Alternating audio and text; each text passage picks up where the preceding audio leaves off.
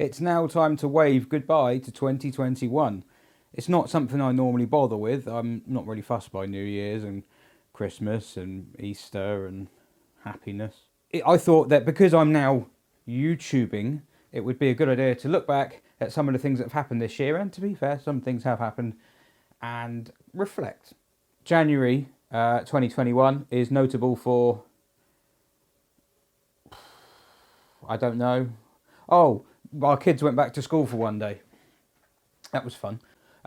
So the best thing to do is to skip forward to March, because the first notable thing for me and for this kind of environment, this channel that I've got, happened. The first thing that happened there was meeting Betty.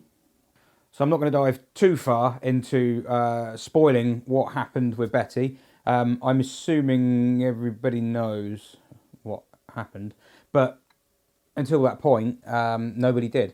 In fact, January and February, the secret was with me. I knew Betty was coming, but I'm not going to go into massive detail about what was going on behind the scenes. I'll save that for the video I am doing, and I promise you I am doing one on Betty. It's just I'm very, very slow at doing things. I'm very slow at getting to the point. You may have noticed. Yeah, it was a bit of a surreal day, really. Ian came down with Carly, Miss Hubnut, we headed down there to pick up Betty. We've been conversing for months. And it was just a bit of an odd thing because I've been watching Ian's stuff for a long time anyway. Yeah, and I had actually met him once or twice in passing at shows and things. It was just like, oh, hi, this is so-and-so, this is so-and-so, this is so-and-so, blah, blah, blah. But I hadn't really spoken to him in any great detail in face-to-face. It was more online only, as a lot of relationships in the car world are. There's nothing wrong with it. I mean, you know, forums and weird car Twitter places like that, they bring people together from all walks of life who probably don't really meet. It's a common thing. You can be at a car show, someone comes up to you, well, hi, I mean, what's this, Steve, Chodspot did it to me, at Festival of the Unexceptional, and hi, I'm Steve. Okay. Chodspot. Oh! It's just stuff like that. So, back on point. So Ian was one of the people I'd known quite a long time, but not really spent a lot of time with face-to-face. Very little time. Very, very little time.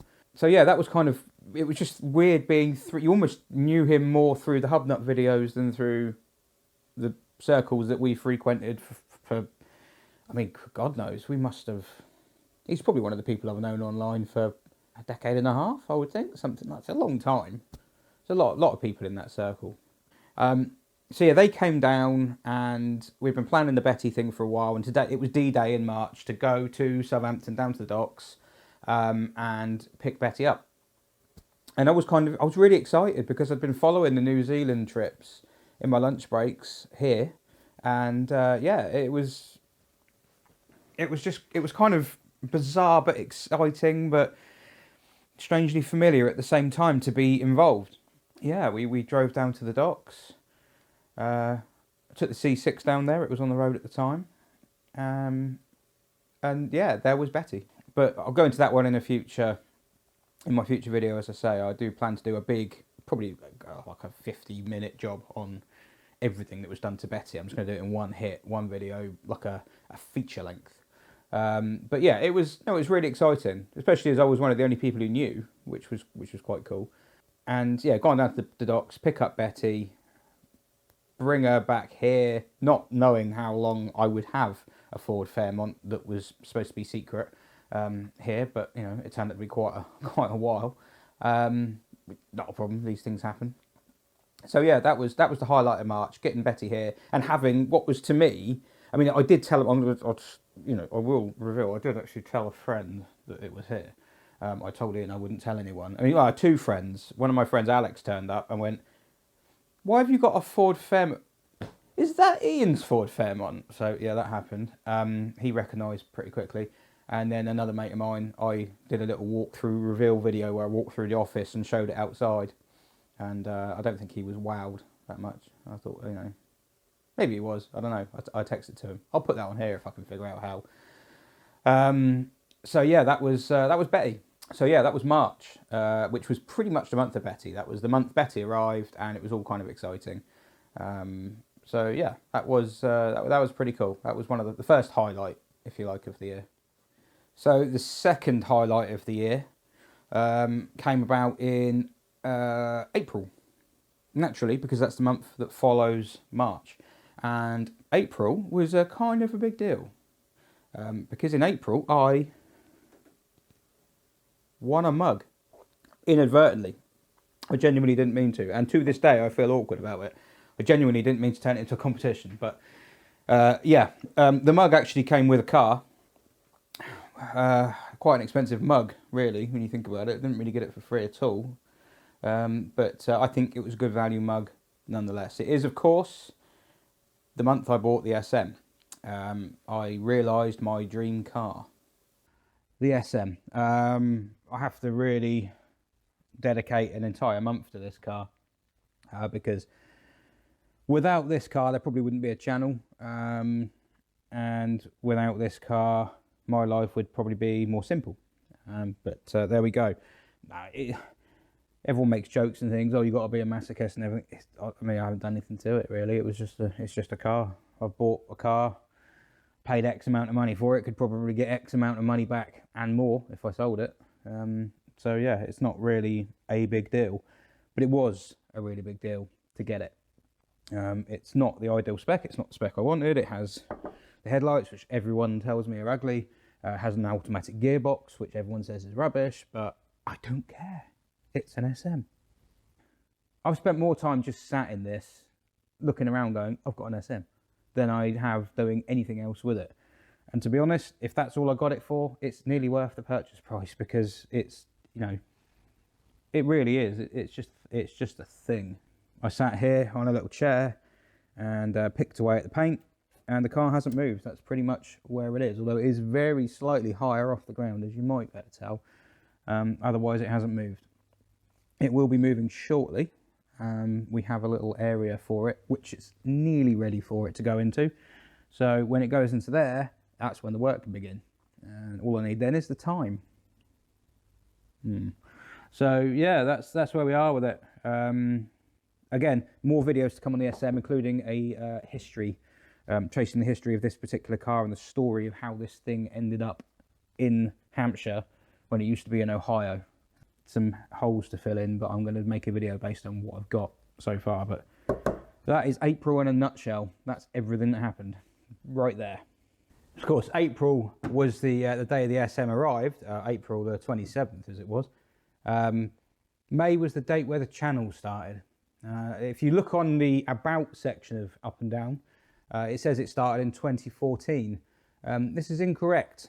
It didn't. That's the date that I myself first logged onto YouTube with my email address. That's it. That's the only difference there.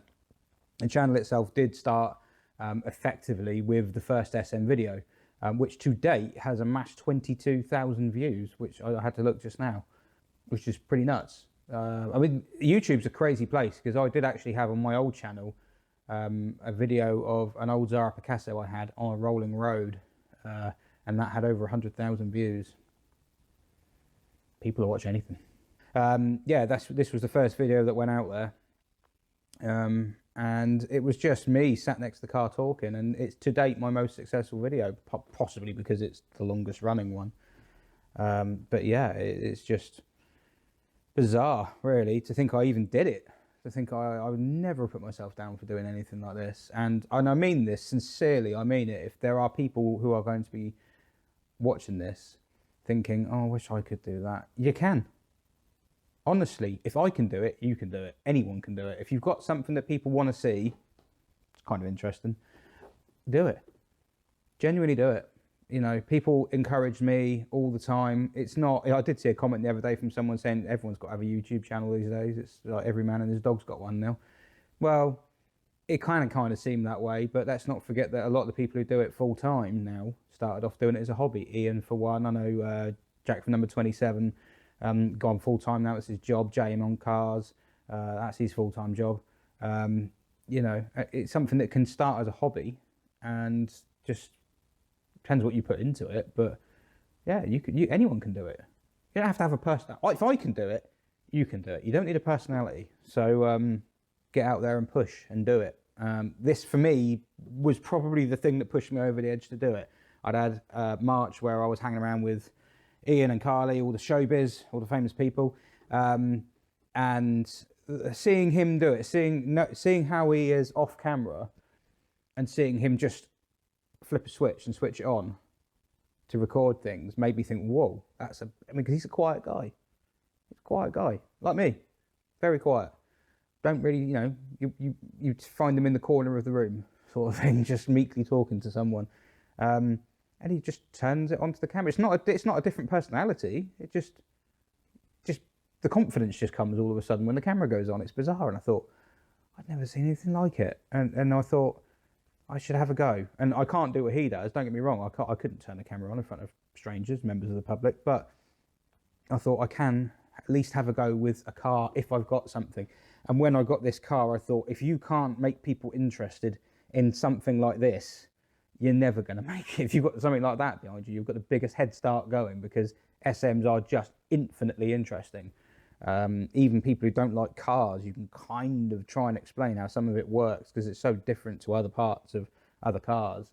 Yeah, so I think people, if I could do anything, if I could push people to, I don't know, if there's one person watching this who thinks I'm going to give it a go, screw it, I'm going to give it a go, do it, and send me a link to your channel and I'll watch it, because everybody should be able to have a go at doing anything they want. And there's always a little bit of me that thought, oh, it'd be cool if I could do that. I wish I could do that. Wish I had a go. There's nothing stopping you. I mean, if you haven't got a camera, that makes it harder, but get a camera. And then, yeah, there's nothing stopping you at all. You don't have to buy an SM, but if you do, we can become SM friends. So it's good if you do. May was also the month that I got my BX Mark 1 back on the road, when it had been off the road for 15 years or whatever. So that was kind of a momentous month, although that was more a personal thing for me, because I'd had that car a long time. In terms of the channel, well, it was important because I've used it to do some stupid stuff, and it did serve me as my daily driver for a number of months over 2021. In fact, half of 2021, I daily drove a 38-year-old Citroen BX, or 37-year-old as it would have been at the time. May was also the month we got this, which I think Ian at Hubnut christened that shambolic van. Yeah, it's a difficult one. I go through fits and spurts with this. On one hand, I kind of think that's really cool, that's really interesting, I like these, and all the enthusiasm I had on that first video I did with this, genuine. I've had some fun with it. However, it is supposed to be a working vehicle, and at the moment there's no floor. Behind that door there's a big hole and you can just see the ground. So a part of me thinks this is supposed to be a working vehicle, not a restoration job. You're supposed to use this. The restoration jobs are inside. The restoration jobs are SMs, and well, I mean, IMP's not a restoration job, but it needs work, and the TVR needs work. These are things you're supposed to put your time into, and the van is the tool that keeps the business running. It doesn't if it's not on the road. Now at the moment it's not a huge problem because there's not much happening in the business for that kind of thing, but there will be. I am going to need a van pretty soon, and I have a horrible feeling it ain't going to be this one. I think Becky will probably end up, as most of these do, as rusty bean cans, because it's just full of filler. It's been bodged so many times over the years. It's just filler all across here, everywhere. It all needs digging out, and so yeah, I do love this van. Well, I don't love it, that's over the top. I am very fond of this van, but I've got a horrible feeling that it just doesn't fit. It doesn't fit what I need, and I have to be sensible to a degree. So yeah, but May was the month Becky came along anyway, so I can call the next van Becky if I want. It might not mean anything, but in June I embarked upon a stupid road trip. Of which most of it I didn't even film. It was, of course, when I went to Wales, over to the land of Hubnut, to buy a Reliant Fox. Now, that's as coincidental as it is, because it wasn't Ian's. Reliant Fox, and although he's getting quite a lot of mentions in this, more, you know, that is honestly where it just happened to be. It happened to be about 10 miles from him. I think it was 10 or 15 miles from where he lives. So he offered to help, and I said, yeah, okay. And I took my recently returned to the road BX, which I can't show you today again, as I say, because it's not here. And hooked a trailer up to it and drove to Wales, somewhere near Aberystwyth, I don't know where it was, and it was very pretty. And yeah, I drove there and picked the Fox up and drove home. No issues at all. None. Not a problem.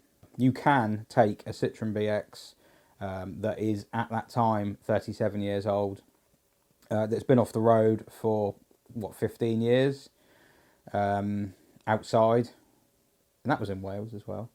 And then just put it back on the road again after 15 years, hook a trailer up to it and drive to Wales, no problem. You can do that. You will not get fuel starvation. You will not block up your fuel filter, or 5 of them. And yeah, you won't break down on blind hairpins. But no, it was, all joking aside, yeah, nearly had a mental breakdown on that trip. It was meant to be filming it, but it was very early days in my I mean, it is still early days, but it was very early days with the filming of the YouTube and the cameras and everything like that, and seeing what people like Ian and others do when they do little road trips and things. When you see it on there, on YouTube, when you're watching it, and then you try and do it, different kettle of fish, different ball game. It's hard work, and that trip would have taken twice as long. It would have been a 3 or 4 day job if I'd have been filming it properly. Just the little bits I stopped to film took ages. Basically, I just stopped and filmed along the way. You can find those videos in the BX playlists, I think it is, but yeah, basically went to buy the Fox, and the first day was trying to get there without even having the Fox, with just having an empty trailer. In fact, no, it wasn't even with a trailer. I didn't get the trailer till Hereford. So from here to Hereford, there was no trailer, and I broke down God knows how many times. And then when I got the trailer, there was more trouble. And then, yeah, managed to just about fix it up enough to get home after collecting the Fox, which I've now decided to sell. So yeah, that was a funky day. We got to go around Hubnut HQ, which was cool because I've seen it on the screen, and although it is just a unit in the in the countryside with cars in it, which like this one, I don't know, because I've seen it on the screen a lot. It was kind of sort of, yeah, it was interesting and it kind of exciting to go there. So and kudos for little mini Hubnut because he was there. Good lad. He's genuine. He's banging to his cars. He's just like enthusiasm on 2 little legs. So yeah, fair play to him. So July was the next month in which Betty features in this quick countdown. July being the month that Ian was reunited with Betty. So, well, for the second time. So he was reunited the first time in Southampton in March, but then he had to drive Betty all the way here, down the M27, and then leave her here. And that must have been kind of hard, because I know when you get, the first thing you do when you get a new car is you're really, really excited, and you want to keep it, and you want to go and drive it non-stop and get to know it. And, you know, the excitement is real. He was like a kid in a sweet shop. And, you know, he was flying high that day, and it was so nice to see. And to have to leave it here must have been a bit of a wrench, actually. So I didn't really appreciate that at the time, because to me, they're all just cars. Everyone leaves cars here.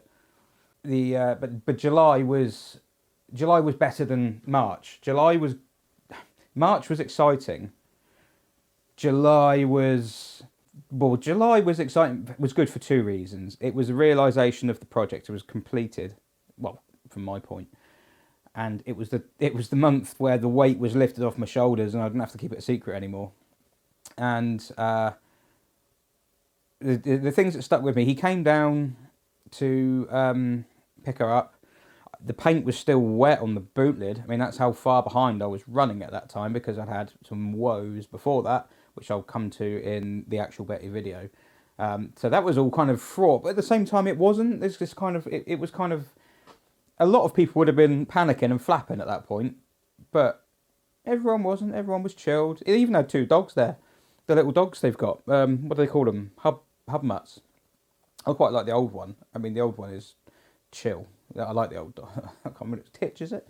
So yeah, even though the dog's there and it's roasting hot, it's just, everything. There was a bomb scare in town as well, and the roads are gridlocked. It was just everything going wrong, but at the same time, none of it mattered. It didn't seem to stick, and I was just so happy that he finally had the car in the UK with its UK number plates, because we hadn't been through much of a rigmarole to get it on the road, but it was, it wasn't a short journey, and seeing him pick it up and drive off, him and Kylie and the dogs, that was cool. That was cool. But I'm in the same boat as everybody else, because for me, the bit that really ticked it, that really made that month stand out, was the reveal video. I didn't know how he was going to do it. I was cheekily asking every now and then, like, I'm intrigued, what are you going to do? What are you going to do? What are you going to do? I don't think he knew. I think he's been secretive. I just don't think he knew. But I had texts come through from people after that went out, and one of my mates said, like, that's hairs in the back of the neck stuff, just when it pans round. I didn't know how he was going to do it. It was very basic in the end. Not much fanfare. He kind of just walked straight up to it. But it's just the way it happened. Yeah, I'm with everyone else on that. I saw that video the same time as everyone else saw that video. Well, possibly not exactly the same time. The beauty of streaming. But I saw that video. I didn't know that how it was going to be revealed and how he was going to go about it. Yeah, that was cool. That was the highlight of July, was the Betty collection and reveal. August was a month where I hit 1,000 subscribers, which was a big deal at the time, because I didn't think I ever would. I see a lot of people start YouTube channels and they're only ever in the sort of 300, 400, 500 region. It's very, very, very difficult to get going on here. I mean, I feel guilty, if I'm honest. One of the overriding feelings I have is guilt, because there are a lot of people out there who put a lot of effort into their videos. A lot of effort into the editing and the directing and everything like that, and I don't, as you can probably tell. I mean, it takes me ages to edit a video. It'll take me ages to edit this, and it's properly basic. So to get to 1,000 was kind of a big deal, and I mean, a lot of it, I'm not, it's not lost on me. A lot of it is off the back of Hubnut.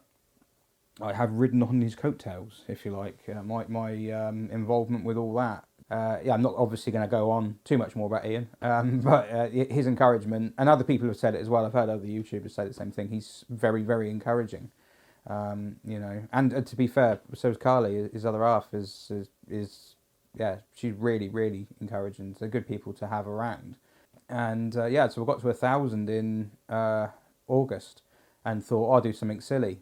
I'll do a 0 to 60 test in the van, and Becky the van. That's second gear. And that's a racing gear change. 30 now. There we go. Can't see whether we did 30 quicker than we did last time.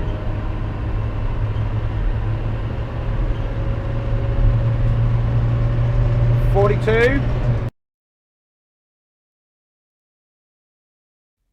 57.26, which was 100% genuine. I promise you, that is as fast as it would go. I had my little timing gear thing is pretty accurate. It's pretty good, and that was that was all she had. Was it 57.26 or something like that? That's all she had to give. So that's a lot slower than I thought it was going to be. I thought it was going to be about, I don't know, 40, 30, 40, something like that. It's ridiculous. And a Citroen Acadian would be gone. So that was a big deal for August for me. That was the highlight of August.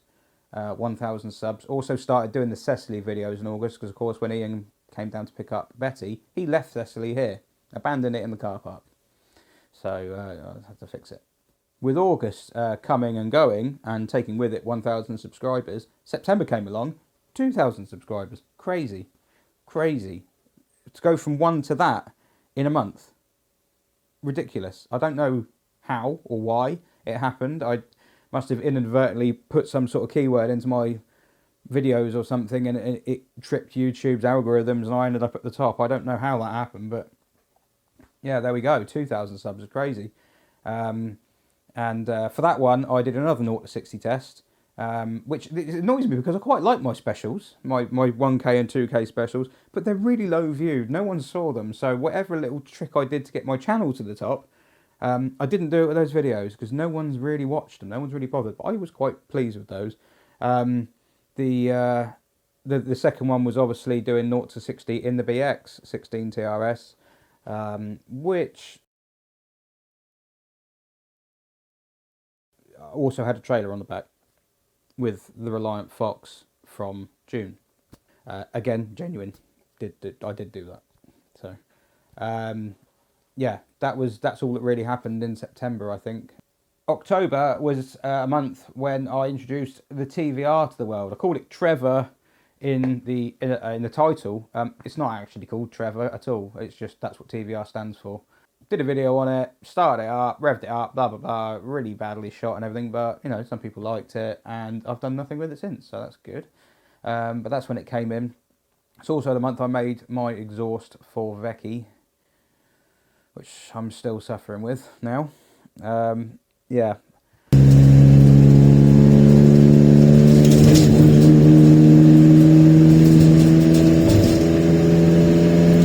That's quite a noise. Wow.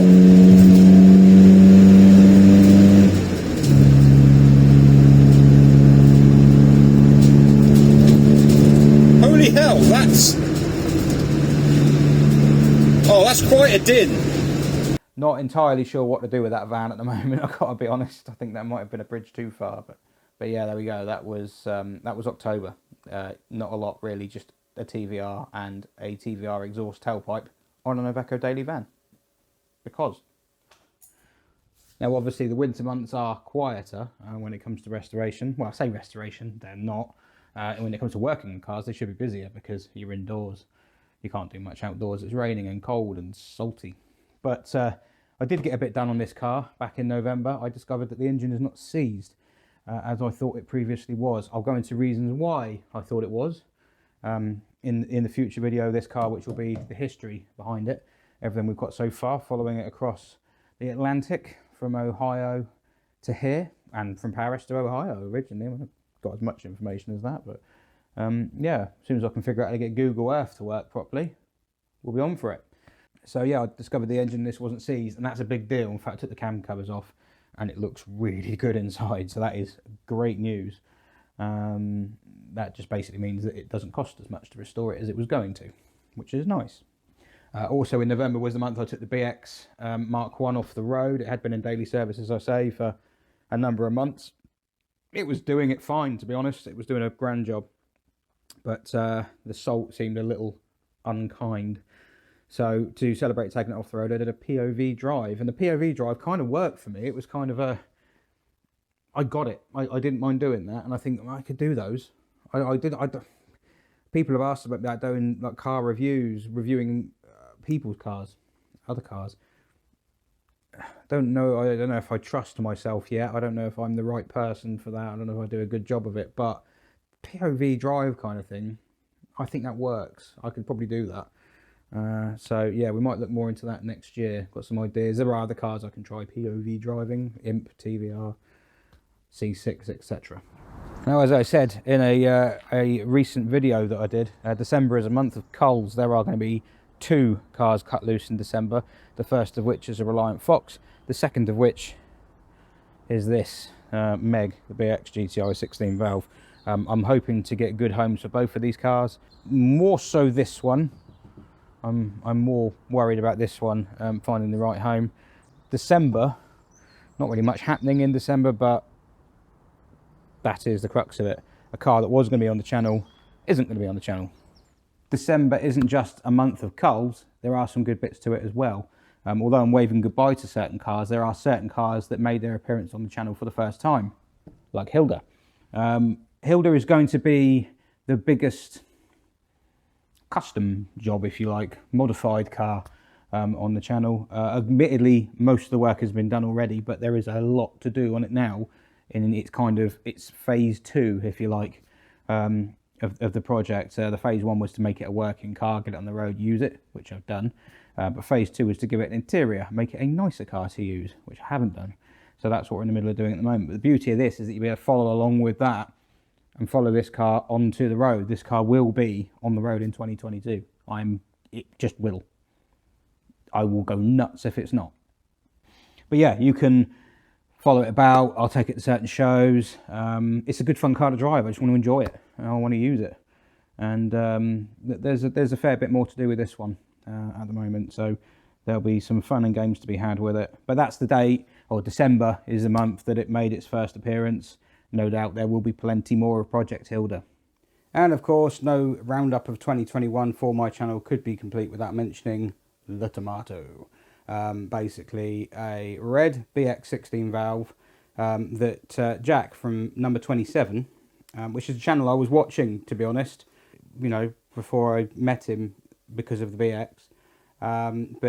Yeah, it was a channel I'd been watching, like his Influenzo series on his Ferrari.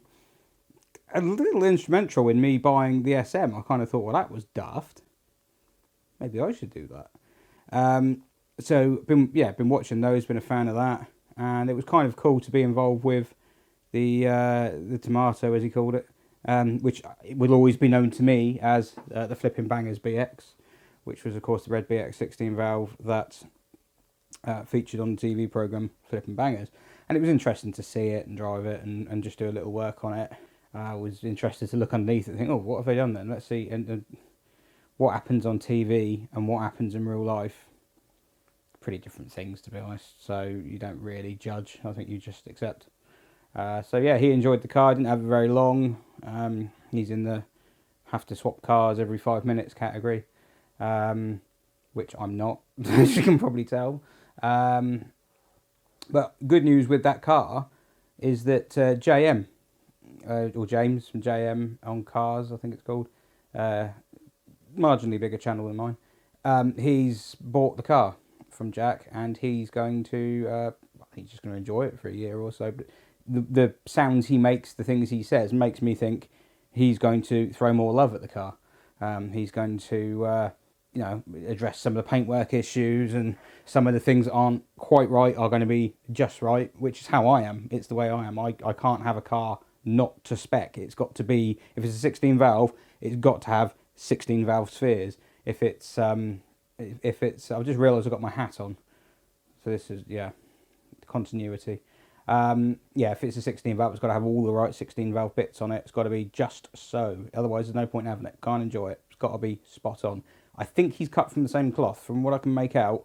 Don't know him, I haven't met the bloke. We were both at the Ian's Hubnut social thing in Brooklands, which was something else I should mention. But yeah, that was a great experience, and he was there, but I never met him, because to be honest, yeah, I was talking the hind legs off a donkey. So that's where that car's going. So we should be getting that car back at some point. We might be having it back here for a bit more work, which would be nice. Be nice to actually do a proper video with that car. And yeah, just kind of see where that goes. But it's good, gone to a good home, which is good. I think he wanted one that was tidy underneath, which that one is. It's a really good shell. It doesn't look like it's been sat in a field for however many years, if I'm completely honest. I think there's more to it than that. To me, that doesn't look like... I mean, I've been to that farm where that car was dragged out on the telly. Doesn't look like it sat there for that long, if I'm honest. But, you know, could be wrong.